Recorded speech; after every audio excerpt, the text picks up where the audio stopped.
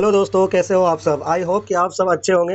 आज फिर से आपका स्वागत है आपके अपने YouTube channel OS mathematics point पर, जिसमें मैं आज आप लोगों के लिए लेकर आया हूँ सीटेट का एक धमाकेदार वीडियो जो आपकी मैथ के प्रॉब्लम को करेगी जड़ से खत्म। आज के इस वीडियो में मैं जुलाई 2024 में जो सीटेट का एग्जाम हुआ है उसके मैथ के प्रश्न को करूँगा सॉल्व। ये वीडियो दिसंबर 2024 में होने वाली सीटेट या उसके बाद आने वाले सारे एग्जाम्स के लिए बहुत ही हेल्पफुल होगी, और साथ ही साथ अन्य कॉम्पिटिटिव एग्जाम्स के दृष्टिकोण से भी यह वीडियो बहुत महत्वपूर्ण होने वाला है। मैं आपको प्रत्येक क्वेश्चन की बारीकियों को समझाते हुए आगे बढ़ूंगा। तो चलिए अब करते हैं वीडियो स्टार्ट। आप वीडियो में अंत तक बने रहिएगा। वीडियो पूरा देखने के बाद कमेंट करके अपना एक्सपीरियंस जरूर शेयर कीजिएगा दोस्तों। तो चलिए पहला क्वेश्चन देखते हैं। देखिए यहाँ पे पहला प्रश्न है, कक्षा के कुछ विद्यार्थियों द्वारा प्राप्त अंक 36, 37, 31, 42, 23, 38, 17, 18, 35, 25, 29 और 35 है। इन आंकड़ों के माध्य और परिसर का अंतर है। देखिए इस क्वेश्चन को कैसे हम सॉल्व करते हैं। तो कह रहा कि किसी कक्षा के कुछ विद्यार्थियों द्वारा प्राप्त अंक, ये दिया हुआ है प्राप्त अंक, और इन आंकड़ों के माध्य, देखिए यहाँ पे माध्य और परिसर का अंतर पूछा। तो सबसे पहले हम इन आंकड़ों का माध्य निकालेंगे। तो माध्य निकालेंगे कैसे, देखिए माध्य बराबर होता है जितना भी नंबर दिया हुआ सभी को नंबर को आप जोड़ लीजिए, यानी सभी को जोड़ेंगे 36 plus 37 plus 31 plus 42 plus 23 plus 38 plus 17 plus 18 plus 35 plus 25 plus 29 plus 35, और जितना नंबर है उससे भाग दीजिए। तो गिनिए 1 2 3 4 5 6 7 8 9 10 11 12, टोटल 12 है। तो इसे 12 से हम भाग दे देंगे तो ये हमारा निकल जाएगा माध्य। तो माध्य बराबर हो जाएगा हमारा 366 बटा 12। ये सबको जोड़ने पे 366 आ जाएगा। अब 366 में जब 12 से भाग देंगे तो ये हो जाएगा 12 तिया 36, फिर आ जाएगा 0, 30.5। अब ठीक है, ये आ गया हमारा इस प्रश्न का माध्य। अब हमको परिसर निकालना। परिसर का मतलब होता है रेंज। देखिए रेंज हम लोग कैसे निकालते हैं। परिसर का मतलब होता है रेंज। रेंज का मतलब होता है जो हाईएस्ट वैल्यू होता है, यानी कि ये जो विद्यार्थी है जो कक्षा में अंक लाया है इस प्रकार से, इसमें सबसे हाईएस्ट वैल्यू कौन है उसका, और सबसे लोएस्ट वैल्यू का जो डिफरेंस होता है, यानी कि कहने का मतलब उच्च सीमा माइनस निम्न सीमा वो ही होता है जो रेंज होता है। तो सबसे पहले उच्च सीमा इसमें ढूंढिए। तो देखिए सबसे बड़ा वैल्यू कौन सा है, तो यहाँ पे देखिए सबसे बड़ा वैल्यू देखा जाए तो 42 है, इससे बड़ा कुछ भी नहीं है। तो सबसे बड़ा वैल्यू हो गया हमारा 42, और सबसे छोटा कौन है, देखिए सबसे छोटा है हमारा 17। यहाँ पे देखिए 17, इससे छोटा और कुछ भी नहीं है। तो 42 में से 17 को घटा देंगे तो ये हमारा निकल जाएगा रेंज, यानी कि परिसर। तो 42 में से 17 देखिए 12 में से 7 गया 5, और 3 में से 1 गया कितना 2, तो इसका परिसर कितना हो गया 25। अब कह रहा है कि इन आंकड़ों के माध्य और परिसर का अंतर है, यानी माध्य और परिसर। तो हम अंतर निकालेंगे, यानी कि अंतर बराबर हो जाएगा माध्य माइनस परिसर। तो माध्य कितना है, माध्य आया 30.5, और परिसर यानी कितना है 25, तो 25 को घटा दीजिए तो ये आ जाएगा हमारा 5.5। इस प्रश्न का राइट आंसर। ठीक है दोस्तों, इस प्रश्न का ये राइट आंसर हो गया 5.5। चलिए नेक्स्ट क्वेश्चन को देखते हैं। दूसरा नंबर प्रश्न है, यहाँ पे कह रहा यदि 955 में जोड़ी जाने वाली x ऐसी न्यूनतम संख्या है जो उसे एक पूर्ण वर्ग बना देती है, तो 3x+2 का मान बराबर है। इन चारों ऑप्शन में कौन सा इसका आंसर होगा। देखिए 955 में कौन सा ऐसा संख्या जोड़े जिससे ये एक पूर्ण वर्ग बन जाए। तो देखिए सबसे पहले हम क्या करेंगे, 955 के सबसे जस्ट पहले वाला वर्ग खोजेंगे कौन सा है। तो देखिए अगर हम 30 का स्क्वायर करते हैं यहाँ पे अगर हम 30 का स्क्वायर करते हैं तो आ जाएगा क्या 900।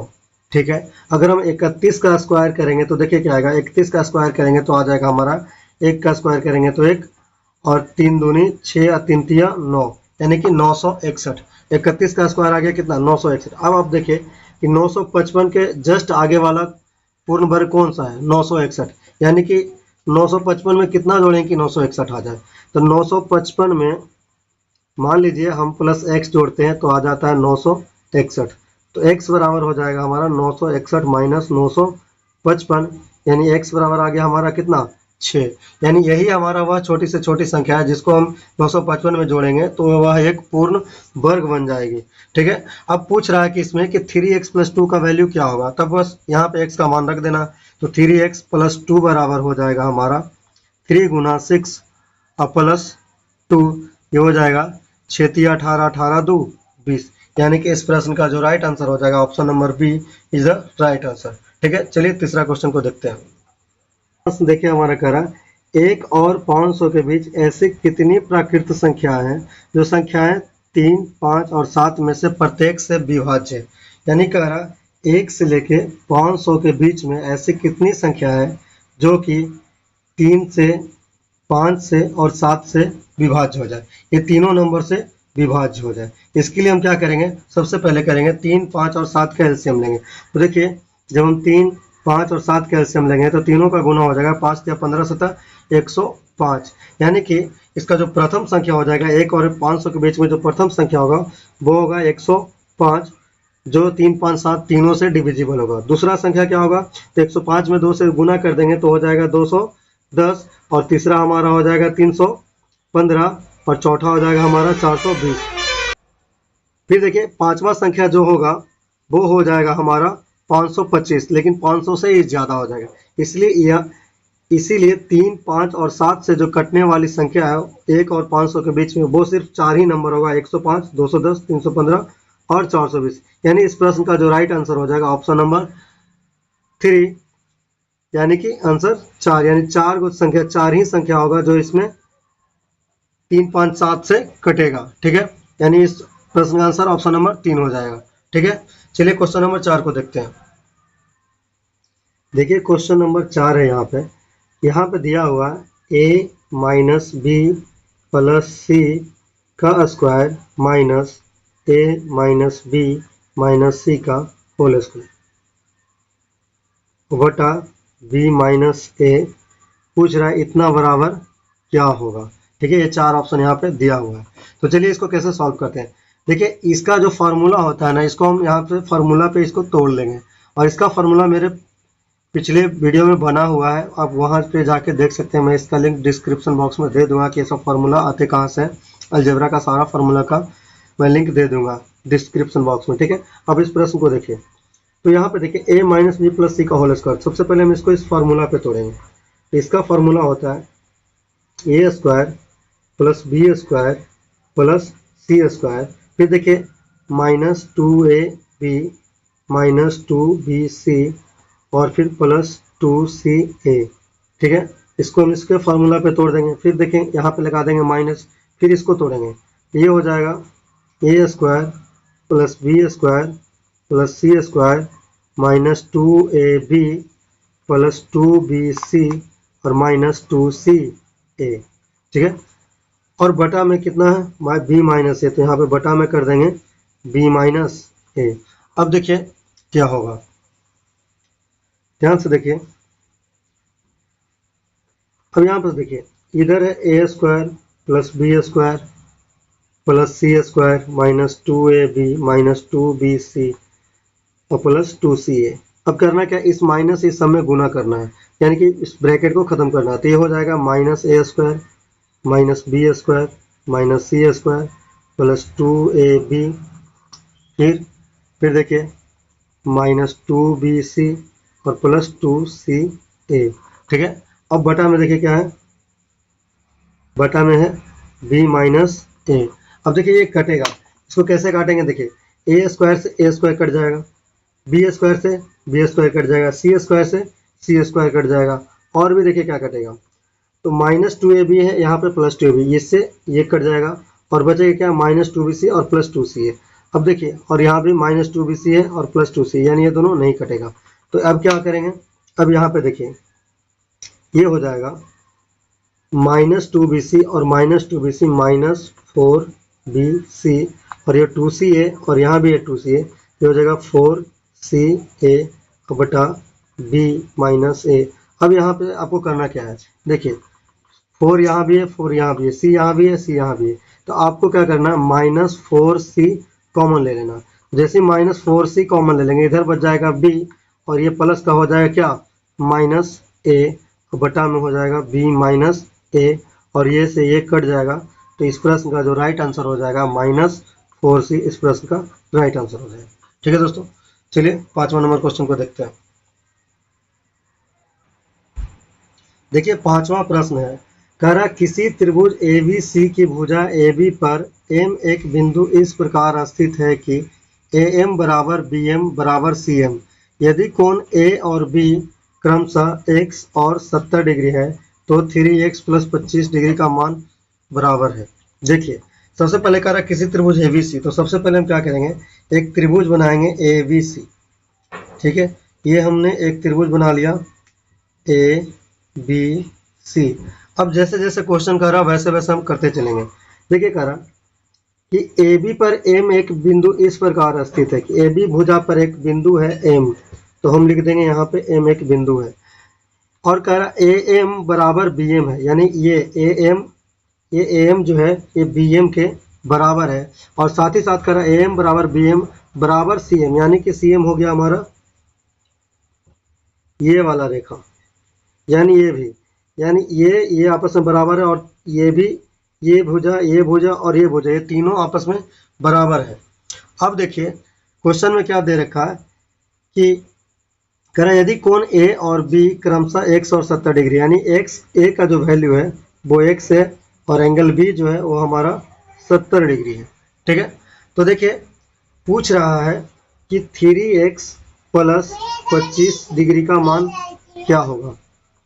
तो देखिए अगर ये भुजा इस भुजा के अगर बराबर है, इसका मतलब ये है कि ये आपस में आइसोस्केलेस ट्रायंगल है, यानी कि समद्विबाहु त्रिभुज, और यानी कि ये दोनों भुजा आपस में बराबर है, यानी कि MBC जो त्रिभुज बनेगा वो समद्विबाहु त्रिभुज होगा। और समद्विबाहु त्रिभुज में क्या होता है, अगर जो दो भुजा जो बराबर है वो जिस आधार पर होता है वो दोनों कोण आपस में बराबर होता है, यानी आधार पर के दोनों कोण बराबर होते हैं, यानी ये अगर 70 डिग्री होगा तो ये भी हमारा 70 डिग्री हो जाएगा। ठीक है, अब देखिए 70 कितना हो गया 140 डिग्री, तो ये वाला जो कोण हो जाएगा ये 40 डिग्री का हो जाएगा, क्योंकि त्रिभुज के तीनों कोणों का योगफल कितना होता है 180 डिग्री। ठीक है, अब ये हो गया 40 डिग्री। अब देखिए ये एक बन रहा है स्ट्रेट लाइन, यानी सीधी रेखा, और सीधी रेखा पर का जो कोण होता है वो होता है 180 डिग्री। अब देखिए ये कोण अगर 40 डिग्री है तो ये कोण कितना हो जाएगा, यानी कि इसमें कितना जोड़े कि 180 हो जाएगा, तो पता चलेगा कि ये भी कोण 140 डिग्री का हो जाएगा, तभी तो 140 में 40 जोड़ेंगे तो ये दोनों 180 डिग्री हो जाएगा। अब देखिए क्या है, ये भुजा और ये भुजा, यानी त्रिभुज AMC में ये भी त्रिभुज आपको एक समद्विबाहु त्रिभुज नजर आएगा, क्योंकि ये भुजा इस भुजा के क्या है बराबर है, इसीलिए ये दोनों भुजा जिस आधार पर होगा उसके दोनों कोण आपस में बराबर होंगे, यानी अगर ये x है तो ये भी क्या होगा x ही होगा, यानी ये 140 डिग्री है तो ये दोनों x को जोड़ने पे हमें 40 डिग्री ही मिलना चाहिए, यानी कि x + x बराबर कितना होगा 40 डिग्री, क्योंकि ये दोनों x और x मिला के 40 डिग्री होगा, तभी 140 में जब 40 जोड़ेंगे तो ये त्रिभुज के तीनों कोणों के योगफल से 180 डिग्री हो जाएगा। ठीक है, तो यहाँ पे देखिए 2x बराबर हो गया 40 डिग्री, तो x बराबर हमारा निकल गया 20 डिग्री। अब इसी x का वैल्यू यहाँ पर रख देंगे, तो देखिए 3 × 20 + 25 बराबर हो गया 20 × 60 + 25 बराबर 85 डिग्री, इस प्रश्न का राइट आंसर। ठीक है दोस्तों, चलिए छठा प्रश्न को देखते हैं। देखिए प्रश्न है छठा, कह रहा किसी बहुफलकी के फल को f, किनारों E और शीर्षों B की संख्याएं क्रमशः 7, 15 और x है, तब 2f + 3e - 4x का मान है। देखिए कैसे हम इसको निकालेंगे, पहले आप समझिए कि इसको देखिए हम एक फार्मूला कैसे ड्रॉ करते हैं। तो सबसे पहले चलिए हम एक आपको घन बना करके इसका फार्मूला निकाल करके दिखाते हैं। देखिए क्या होता है, फलकों, किनारों और शीर्षों के बीच में रिलेशन हम सबसे पहले आपको वो बताएंगे। देखिए यहाँ पे देखिए आप, ये हम एक क्यूब बना रहे हैं जो कि एक घन है, यहाँ पे देखिए, और यहाँ पे आप देखिए यहाँ जो फेस होता है उसको हम लोग फलक बोलते हैं, फेस को ही हम लोग फलक बोलते हैं, और फलकों की संख्या कितना है 6 है। देखिए एक फलक, यानी कि आप लूडो वगैरह खेलते होंगे तो उसमें भी डाइस जो होता है हमारा वो भी 6 फलक का ही होता है। तो यहाँ पे फलकों की संख्या हो गया 6। उसके बाद देखिए एजेज, एजेज जिसको हम लोग किनारा बोलते हैं, किनारा। किनारा देखिए कितना है तो गिनिए, एक यहाँ पे देखिए, एक, ये दो, ये तीन, ये चार, चार इधर हो गया। फिर देखिए 5, ये 6, ये 7 और ये 8। फिर देखिए ये 9, ये 10, ये 11 और ये 12। यानी एजेज कितना है हमारे पास, टोटल एज हो गया 12 हुआ, यानी किनारा कितना 12 हुआ। अब देखिए वर्टिसेस, वर्टिसेस कितना है, वर्टिसेस का मतलब होता है शीर्ष। तो देखिए शीर्ष हमारे पास शीर्षों कितना है, कितना शीर्ष है, तो देखिए एक शीर्ष यहाँ पे, एक शीर्ष यहाँ पे, एक शीर्ष यहाँ पे, एक शीर्ष यहाँ पे, तो 4, यहाँ पे 5, यहाँ पे 6, यहाँ पे 7, यहाँ पे 8। तो यहाँ पे टोटल 8 शीर्ष है। अब देखिए रिलेशन कैसे बनता है, कैसे फॉर्मूला निकलता है, हम आपको बताते हैं। तो ध्यान से देखिए कि अगर हम फेस और वर्टिसेस के जोड़ते हैं तो कितना होगा, 8 6 14। यानी ऐसे लिख सकते हैं, फेस प्लस वर्टिसेस बराबर, ठीक है, फेस और वर्टिसेस के जोड़ेंगे तो कितना आया, 8 6 14। यानी 8 + 6 बराबर कितना आ गया, 14।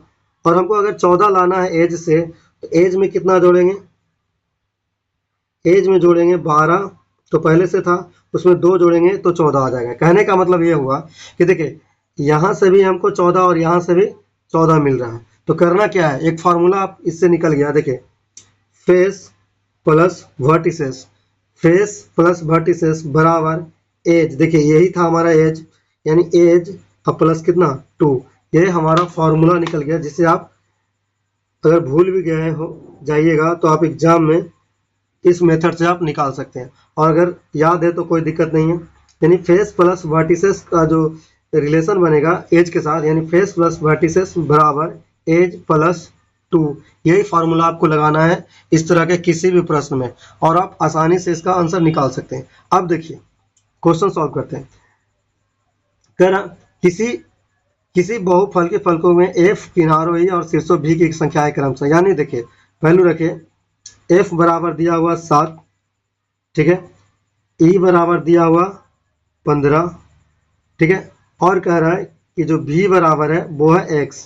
तो आपसे पूछा है, प्रश्न का जो आंसर पूछा है वो पूछा है कि 2f + 3e और -4x बराबर क्या होगा, ठीक है।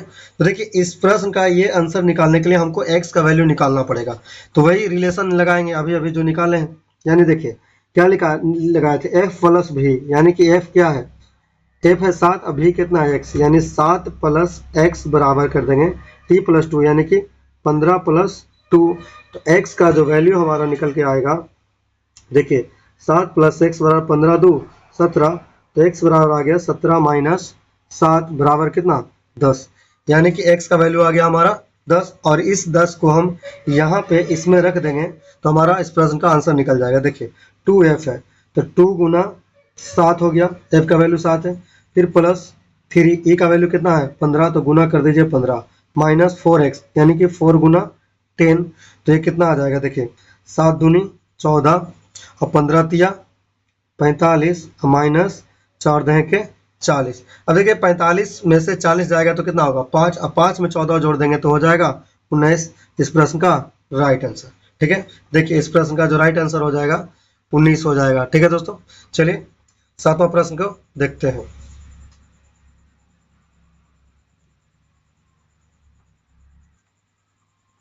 देखिए 7वां प्रश्न ये है, कह रहा कि 2x + 5y का स्क्वायर -5 × 2x + 5y - 14 बराबर 2x + 5y + p × 2x + 5y + q। तो कह रहा है p + q का मान क्या होगा, यानी आपसे p + q बराबर पूछ रहा है कि क्या होगा। देखिए कैसे बनाते हैं इस प्रश्न को, बहुत ही आसान तरीके से बनाएंगे। देखिए सबसे पहले करना क्या है आपको कि 2x + 5y का होल स्क्वायर, इसको लिख लेना, जो है वो लिख लीजिए 5 × 2x + 5y - 14 बराबर, इसको इस प्रकार से लिखना। देखिए इसको आप ऐसे भी लिख सकते हैं 2x + 5y और प्लस पी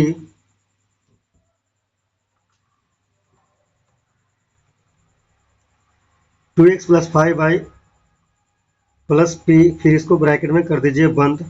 फिर देखिए लिखना आपको फिर से यहाँ पे 2x प्लस 5y फिर ब्रैकेट बंद और प्लस q। ठीक है, आपको इतना करना है। अब देखिए करना क्या है, इसको जैसे वैसे छोड़ दीजिए। मान लीजिए कि ये z है तो z लिख लीजिए। ठीक है, अब इसको करिए गुना, तो 2x plus 5y 2x plus 5y से गुना करेंगे 2x प्लस 5y में, तो इसका क्या हो जाएगा स्क्वायर। फिर इसी 2x प्लस 5y से करेंगे q में गुना, तो ये हो जाएगा 2x plus 5y into Q. फिर देखिए इससे इसमें हो गया, अब पर करना है p से इसमें गुना, तो यहाँ से करेंगे p into 2x plus 5y फिर p से गुना करेंगे q में, तो ये हो जाएगा प्लस पी क्यू। ठीक है, अब देखिए ध्यान से, अभी भी आपको इसको z का z ही रहने देना है और इसको आगे बढ़ाना है 2x प्लस 5y का स्क्वायर। अब यहाँ देखिए 2x प्लस 5y, यहाँ भी देखिए 2x प्लस 5y है, दोनों में से 2x प्लस 5y को कॉमन ले लेंगे, तो यहाँ पे बच जाएगा p प्लस q, इधर p प्लस q। ठीक है, अब देखिए करना क्या, अब z का यहाँ पे वैल्यू रखिए। तो जब हम z का यहाँ पे वैल्यू रख देंगे तो z का वैल्यू क्या है 2x प्लस 5y का square minus 5 into 2x plus 5y minus 14 बराबर इसको रख दीजिए। देखिए 2x प्लस 5y का square plus 2x plus 5y into P plus Q, अब सॉरी यहाँ पे होगा P Q plus P Q. ठीक है, अब यहाँ पे देखिए कंपेयर करिए, यहाँ पे देखिए स्क्वायर वाला को स्क्वायर के साथ कंपेयर करिए और 2x प्लस 5 को 2x प्लस 5y के साथ कंपेयर कीजिए। देखिए यहाँ पे कोएफिशिएंट को, इसका कोएफिशिएंट कितना है -5 और इसका कोएफिशिएंट क्या है p प्लस क्यू, यानी कि आप कह सकते हैं कि सीधे सीधे p प्लस क्यू बराबर जो हो जाएगा वो हो जाएगा कितना -5। यही हमारा इस प्रश्न का राइट आंसर हो जाएगा। ठीक है दोस्तों, बस आपको कुछ नहीं करना, कंपेयर करना। जैसे देखिए आप ऐसे भी कर सकते हैं, इससे इसको काट भी सकते हैं। और यहाँ पे देखिए 2x प्लस 5y का कोएफिशिएंट यानी कि गुणांक कितना है -5। यहाँ पे देखिए 2x प्लस 5y का गुणांक क्या है तो p प्लस क्यू, और हमको p प्लस क्यू का ही तो वैल्यू चाहिए था, तो p प्लस क्यू बराबर हो गया हमारा -5। यही हो गया इस प्रश्न का राइट आंसर। चलिए 8वां नंबर प्रश्न को देखते हैं। देखिए दोस्तों 8वां नंबर प्रश्न कहा कि एक तिर्यक रेखा दो समानांतर रेखाओं को प्रतिच्छेद करती है। तो सबसे पहले देखिए हम दो समानांतर रेखा बना लेंगे। ये देखिए ये हमने दो समानांतर रेखा बना लिया और कह रहा है इसको एक तिर्यक छेदी रेखा प्रतिच्छेद करती है। देखिए ये हो गया हमारा एक तिर्यक छेदी रेखा। ठीक है, मान लीजिए ये रेखा L है और ये रेखा M है, जिसको N एक तिर्यक छेदी रेखा प्रतिच्छेद करी है। तो कह रहा तथा इस प्रकार तिर्यक रेखा के एक ही ओर बने दो अंतःकोण, कह रहा इस प्रकार तिर्यक, कह रहा इस प्रकार तिर्यक रेखा के एक ही ओर, यानी ये जो तिर्यक रेखा उसके एक ही ओर या तो इस तरफ या तो इस तरफ के बने दो अंतःकोण। अंतःकोण का मतलब हो गया कि ये जो दोनों लाइन है उसके अंदर, बाहर नहीं बनना चाहिए, ये दोनों लाइन के अंदर ही बनना चाहिए, तो हो जाएगा अंतःकोण। कि एक ही ओर बने दो अंतःकोण 2x प्लस 15 डिग्री और 3x माइनस 20 डिग्री है।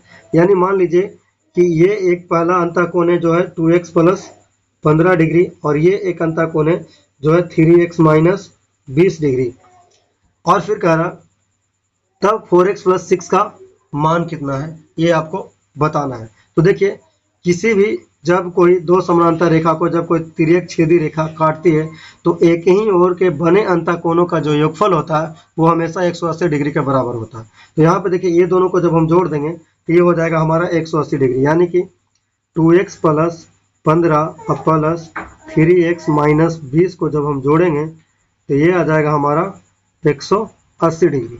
ठीक है, अब देखिए जोड़िए 2x प्लस 3x हो जाएगा 5x और प्लस 15 और माइनस 20, ये -5 बराबर 180 डिग्री।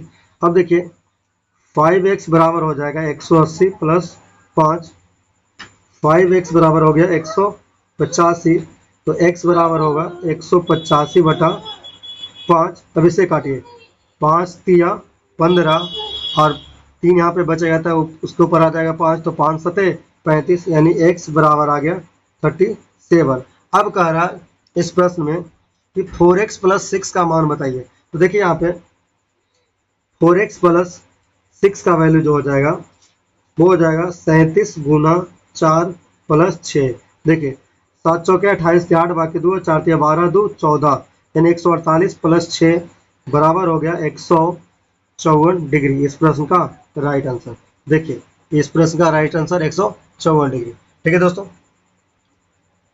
चलिए 9वां नंबर प्रश्न को देखते हैं।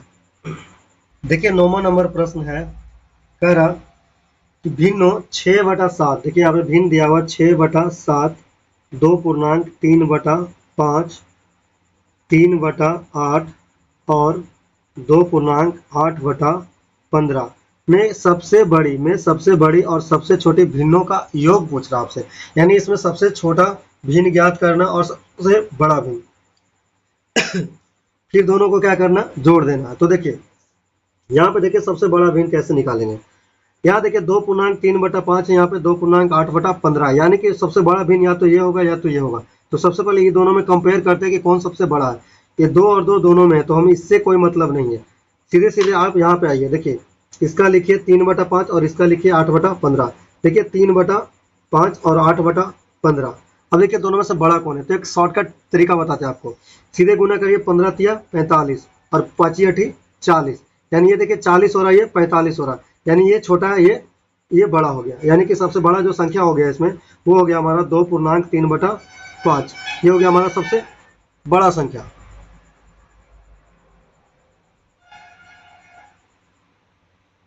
यानी कि यही हमारा हो गया सबसे बड़ा भिन्न। अब हम देखिए सबसे छोटा भिन्न खोजेंगे, तो सबसे छोटा भिन्न कौन होगा, या तो ये होगा या तो ये होगा। अब ये दोनों में देखिए सबसे छोटा खोजेंगे, तो वही तरीका लगाएंगे, 6/7 और 3/8 है। अब देखिए 8 छके 48 और 7 तिया 21, देखिए इधर से 7 तिया 21 आ रहा है, यहाँ पे 8 छका 48 आ रहा है, यानी इधर 21 आ रहा है, यानी कि ये वाला सबसे बड़ा था, ये क्या है, ये हमारा छोटा भिन्न निकल जाएगा। यानी कि छोटा भिन्न क्या निकल के आ गया, 3/8।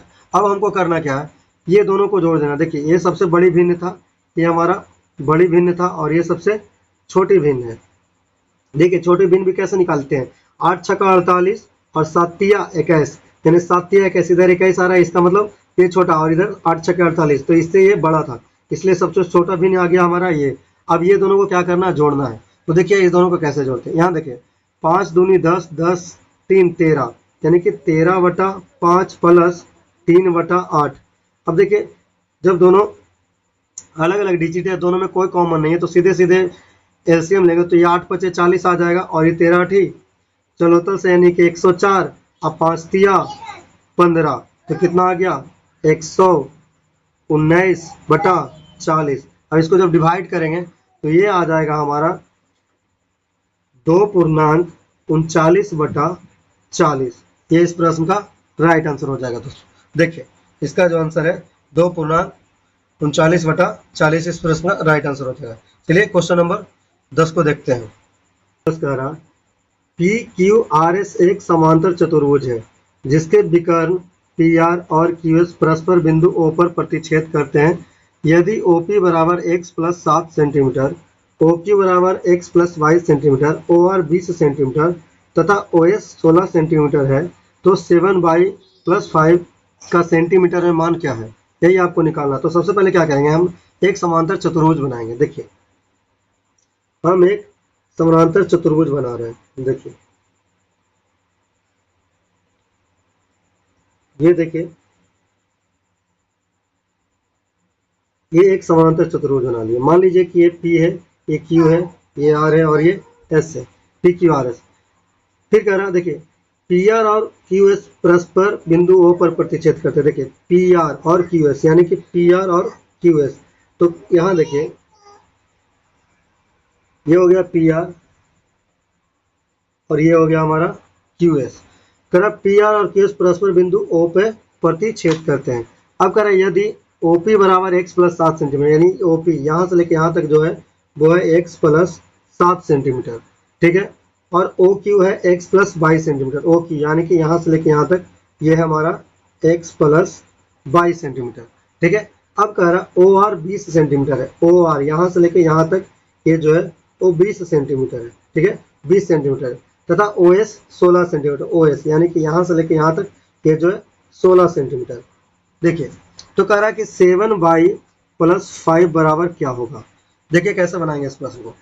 समांतर चतुर्भुज का जो प्रॉपर्टीज है यानी कि उसका जो गुणधर्म है उसके अनुसार समांतर चतुर्भुज का जो विकर्ण होता है एक दूसरे को समद्वि विभाजित करता है। समद्वि विभाजित करने का मतलब ये हो गया कि यहाँ पे PO बराबर हो जाएगा OR एंड OS बराबर हो जाएगा OQ, यानी ये 16 बराबर हो जाएगा x+y और 20 बराबर होगा x+7। तो देखिए सबसे पहले हम करते हैं x+7 बराबर 20, तो x बराबर हो जाएगा 20 - 7 बराबर 13, यानी x बराबर हमारा वैल्यू कितना आ गया 13 आ गया, ठीक है। सेम उसी प्रकार से x बराबर 13 जब हम यहाँ पर रख देंगे x प्लस, देखिए अब यहाँ पे करिए x+y बराबर 16 और x का वैल्यू रखिए 13, तो ये हो जाएगा 13 + y बराबर 16, यानी y बराबर कितना 16 - 13, तो y बराबर आ गया हमारा 3। अब देखिए x बराबर 13 और y बराबर 3 आ गया और हमसे पूछा है क्वेश्चन में कि 7y+5 का मान क्या होगा सेंटीमीटर में। तो देखिए 7y+5 बराबर हो जाएगा 7 × 3 + 5 यानी 7 या 21 + 5 बराबर 26 सेंटीमीटर। इस प्रश्न का राइट आंसर हो जाएगा, ठीक है दोस्तों। देखिए इस प्रश्न का राइट आंसर 26 हो जाएगा, ठीक है दोस्तों। चलिए 11वां नंबर प्रश्न को देखते हैं। देखिए यहाँ पे 11वां नंबर जो प्रश्न कह रहा, यहाँ पे आप ध्यान से देखिए प्रश्न को। कह रहा अरुण वरुण से 3 वर्ष बड़ा है, यानी अरुण का जो उम्र है वरुण से 3 वर्ष बड़ा है। कह रहा 8 वर्ष पहले अरुण की आयु आयु का 5/6वां वरुण की आयु के 3/5वां से 6 वर्ष अधिक था, यदि वरुण की वर्तमान आयु 1 वर्ष। अब ध्यान से देखिए इस प्रश्न में अच्छे लोग कंफ्यूज कर जाते हैं, लेकिन देखिए हम जब इस प्रश्न को बताएंगे उसके बाद आप कभी भी कंफ्यूज नहीं कीजिएगा ऐसे प्रश्नों में। आप बस ध्यान से इसको देखिए, यहाँ पे दिया हुआ वरुण के वर्तमान आयु 1 वर्ष है। देखिए वरुण जो है वरुण का वर्तमान जो उम्र है वो 1 वर्ष है। ध्यान से देखिए यहाँ पे कह रहा है अरुण जो है वरुण से 3 वर्ष बड़ा है, अरुण जो है वरुण से 3 वर्ष बड़ा है, यानी कि अरुण का जो उम्र हो जाएगा वो क्या हो जाएगा x + 3 वर्ष, ठीक है ये हो जाएगा।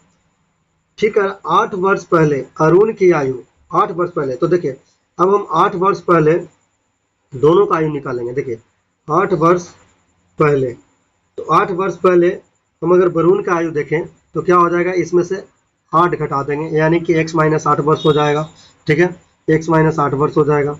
सेम उसी प्रकार से हम जब 8 वर्ष पहले अगर हम अरुण का आयु देखें तो ये क्या होगा, पहले से x+3 था, ये हो जाएगा x + 3 - 8 वर्ष, ठीक है 8 वर्ष पहले इसका उम्र हो जाएगा x + 3 - 8 वर्ष। यानी देखिए ध्यान से जो वरुण है उसका उम्र 8 वर्ष पहले कितना हो गया x - 8 वर्ष, और अरुण का जो उम्र हो गया वो हो गया देखिए x - 5 वर्ष, ठीक है। ध्यान से देखिए आपको प्रश्न आराम से समझ में आ जाएंगे, ठीक है। अब देखिए क्वेश्चन पढ़िए आगे, ध्यान से देखिए 8 वर्ष पहले तो निकाल लिए दोनों का उम्र। अब कह रहा है कि 8 वर्ष पहले अरुण की आयु का 5/6वां, अरुण की आयु का 5/6वां, यानी अरुण का आयु है x - 5 और इसकी आयु का क्या कह रहा है 5/6वां, यानी कि 5/6वां कह रहा है 5/6वां। वरुण की आयु के 3/5वां से 6 वर्ष अधिक है। वरुण की आयु का देखिए वरुण की आयु का 3/5वां, तो वरुण का आयु है x - 8, इसका कह रहा 3/5वां, यानी 3/5वां से 6 वर्ष अधिक है, यानी कि सिर्फ हमको क्या करना है इसमें +6 जोड़ देना है। अब ऑप्शन चेक करिए कि कौन सा ऑप्शन सही है। ध्यान से देखिए यहाँ पे देखिए 3/5 है, नहीं है। यहाँ पे देखिए ऑप्शन नंबर 2 में देखिए सीधे आपको दिख रहा है कि 5/6 × x - 5 और -3/5 × x - 8 बराबर 6। अब करना क्या है, अभी देखिए आपको लग रहा हो कि आंसर नहीं आया, करना कुछ नहीं, बस इसको उठा के इपटी ले आना है। तो देखिए 5/6 × x - 5 और इसको जब इधर लाएंगे तो -3/5 × x - 8 बराबर 6 हो जाएगा। देखिए इस प्रश्न में यही आपसे पूछ रहा था कि x का मान निम्न समीकरण को हल करने से प्राप्त हो सकते हैं, यानी कि x का जो मान है वो नीचे वाले 4 को जो ऑप्शन है उसमें से किसको हल करेंगे तो हमको x का मान निकल सकता है। तो यही हो गया हमारा option number 2 is the right answer. इस प्रश्न का राइट आंसर ये हो गया। ठीक है दोस्तों, चलिए क्वेश्चन नंबर 12 को देखते हैं। देखिए दोस्तों क्वेश्चन नंबर 12 कर किसी समकोण त्रिभुज का क्षेत्रफल 240 सेंटीमीटर स्क्वायर, यानी कोई समकोण त्रिभुज है जिसका क्षेत्रफल दे रहे 240 सेंटीमीटर स्क्वायर। कर यदि कर्ण के अतिरिक्त उसकी एक भुजा 30 सेंटीमीटर है तो उस त्रिभुज का परिमाप है, यानी कि उस त्रिभुज का परिमाप आपसे पूछ रहा है। तो देखिए सबसे पहले हम एक समकोण त्रिभुज बनाएंगे। यहाँ पे देखिए ये हम एक समकोण त्रिभुज बना लिए, ठीक है, जिसका है ए बी सी शीर्ष है, ठीक है। अब इसका एरिया आपको दिया हुआ है 240 सेंटीमीटर स्क्वायर, और इसमें बोल रखा है यदि कर्ण के अतिरिक्त यानी कर्ण को छोड़ के एक भुजा 30 सेंटीमीटर, या तो ये भुजा 30 होगा या तो ये भुजा 30 होगा। मान लीजिए कोई भी एक 30 है, मान लीजिए ये हमारा 30 है और ये मान लेते हैं कि ये x है। और हम लोग को पता है कि समकोण त्रिभुज का जो क्षेत्रफल होता है, यानी समकोण त्रिभुज का जो क्षेत्रफल होता है वो होता है 1/2 गुना आधार गुना ऊंचाई, यानी 1/2 गुना बेस गुना हाइट। तो देखिए हमको कर्ण से कोई मतलब ही नहीं है, यानी इसका गुना इसका कर देंगे तो हमारा इसका क्षेत्रफल निकल जाएगा। तो देखिए हम यहाँ पे करेंगे 1/2 गुना बेस गुना हाइट। तो देखिए बेस का वैल्यू मान के चलिए 30 है, तो यहाँ पे लिखे, यहाँ पे देखिए 1/2 गुना 30 और हाइट के जगह पे क्या है x, तो कर देंगे x बराबर कितना 240। अब देखिए ध्यान से इसको काट दीजिए, 30 से काट दीजिए, इसको काट दीजिए कितना बार में 30 8 240 यानी 8 बार में। तो x बराबर क्या हो जाएगा, तो 8 दूनी 16, x बराबर हो जाएगा हमारा कितना 16 सेंटीमीटर। अब ध्यान से देखिए ये हमारा आ गया 16, ठीक है, x हमारा आ गया 16, ये 30 और हमको परिमाप पूछ रहा है तो हमको कर्ण भी निकालना पड़ेगा।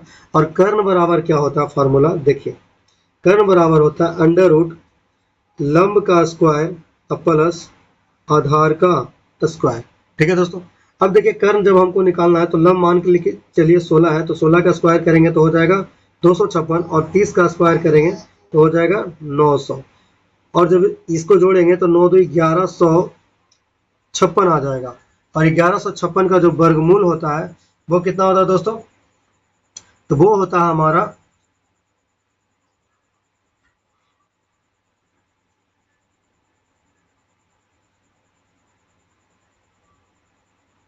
34।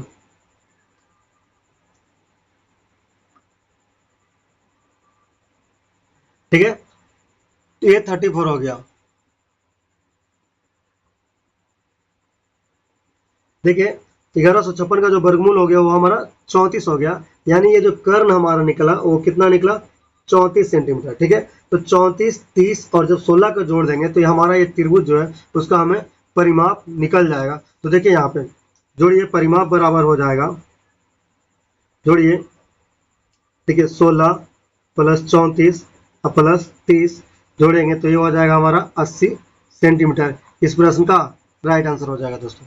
ठीक है, तो इस प्रश्न का जो राइट आंसर हो जाएगा हमारा 80 सेंटीमीटर हो जाएगा। ठीक है दोस्तों, चलिए अगला प्रश्न को देखते हैं।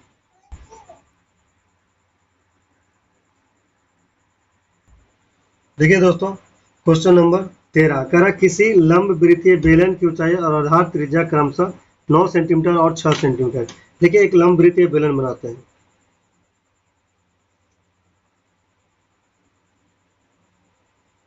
यहाँ पे देखिए ध्यान से, करा किसी लंब वृत्तीय बेलन की ऊंचाई और आधार त्रिज्या क्रमशः 9 सेंटीमीटर और 6 सेंटीमीटर, यानी कि h बराबर दिया हुआ है 9 सेंटीमीटर और आधार की त्रिज्या यानी कि r दिया हुआ है 6 सेंटीमीटर, यानी कि ये हो गया आधार की त्रिज्या r और ये हो गया हमारा हाइट।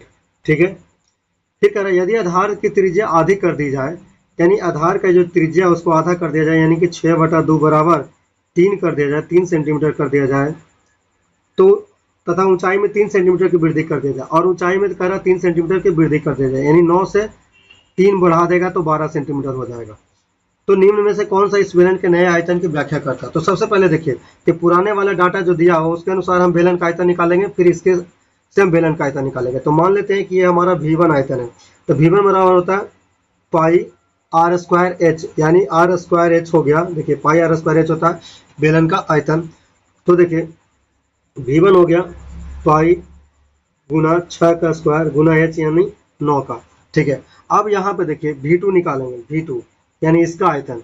तो इसका भी आयतन होता है पाई आर स्क्वायर एच ही करेंगे, तो पाई और रेडियस कितना है 3, तो 3 का स्क्वायर और गुना कितना, हाइट कितना है 12, तो कर देंगे 12। अब देखिए दोनों में डिफरेंस क्या है, तो ध्यान से देखिए कि पाई से पाई तो खत्म हो जाए, कोई दिक्कत नहीं है।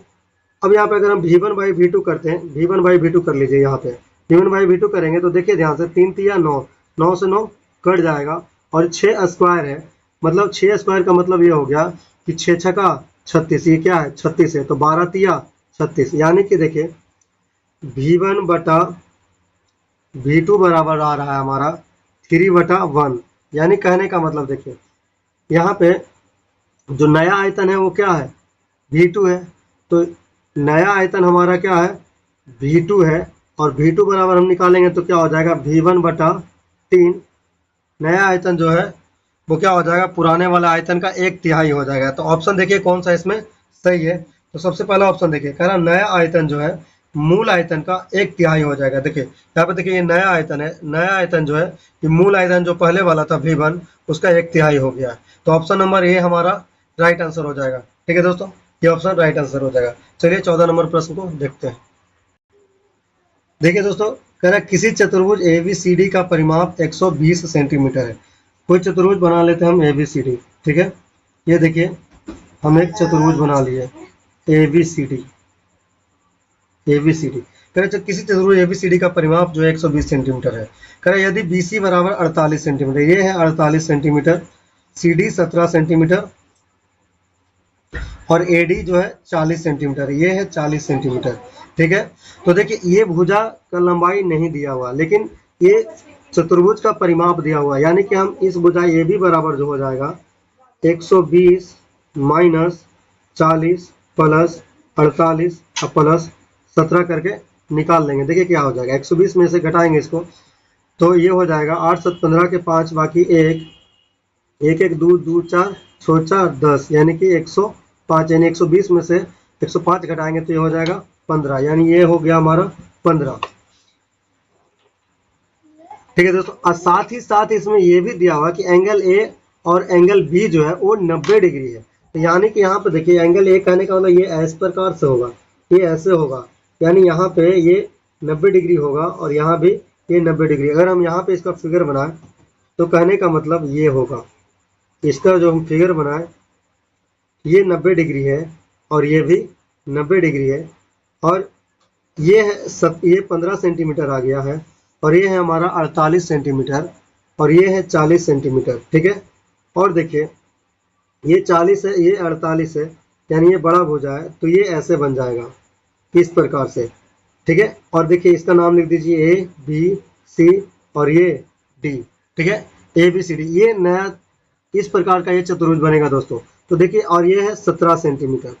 अब ध्यान से देखिए ये 90 है और ये भी 90 है, तो ये कैसा चतुर्भुज बन रहा है दोस्तों। तो देखिए ये भुजा और ये भुजा, सॉरी ये भुजा और ये भुजा क्या हो जाएगा समानांतर हो जाएगा।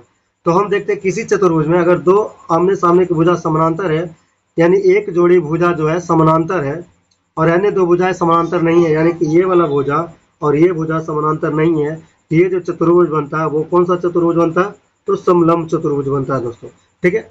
और कह रहा कि तो चतुर्भुज ABCD का क्षेत्रफल ज्ञात करें, और हम लोग को पता है कि समलंब चतुर्भुज का जो क्षेत्रफल होता है वो होता है, और हमें पता है दोस्तों कि समलंब चतुर्भुज का जो क्षेत्रफल होता है, देखिए समलंब चतुर्भुज का क्षेत्रफल जो होता है वो होता है 1/2 गुना समानांतर भुजाओं का योग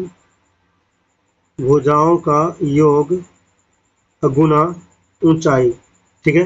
तो देखिए यहाँ पे 1/2 गुना समानांतर भुजाओं का योग गुना ऊंचाई, तो 1/2 गुना समानांतर भुजा कौन था, ये और ये, यानी कि 40 प्लस 48 और ऊंचाई कर देंगे तो क्या होगा, ऊंचाई क्या हो जाएगा, देखिए ये दोनों समानांतर भुजा है दोस्तों, और साथ ही साथ इसका जो ऊंचाई है वो कितना हो जाएगा।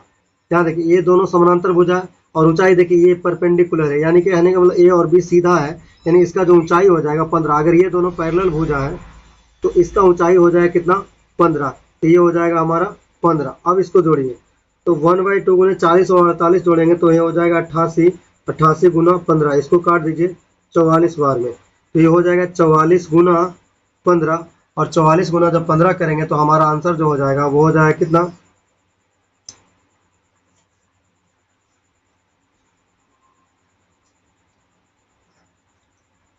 देखिए 44 गुना 15 जब करेंगे तो ये आ जाएगा हमारा 660 सेंटीमीटर स्क्वायर, यानी इस प्रश्न का राइट आंसर देखिए ऑप्शन नंबर 2 इस प्रश्न का राइट आंसर दोस्तों। ठीक है दोस्तों, चलिए